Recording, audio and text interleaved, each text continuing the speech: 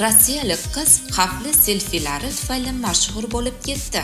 Rossiyalik 23 yoshli Anjelina Nikolau hayratlanarli selfilari orqali dunyoga tanildi deb yozadi HiTechMate.ru.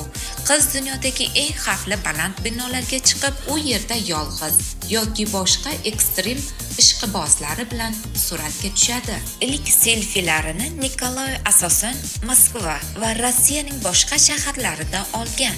Keyinchalik u faol tarzda sayohat qila boshladi, ammo o'z hobbisini tashlab qo'ymadi va juda katta balandliklarda olingan suratlarni doimiy tarzda ijtimoiy tarmoqlarga joylab boradi. Bu suratlarni sizning e'tiboringizga havola qilar ekanmiz. Bunday balandliklarda va xavfli joylarda selfiga tushmasligingizni so'rab qolamiz. Ko'plab odamlar xuddi shunday selfilarga tushamiz va hammani hayratda qoldiramiz deya bu dunyodan ko'z yumishgan. Hech qanday mashhurlik ham inson salomatligi va hayotidan ustun turmaydi. Shuni inobatga olgan holda bunday selfilarga tushmasligingizni yana bir bor so'rab qolamiz.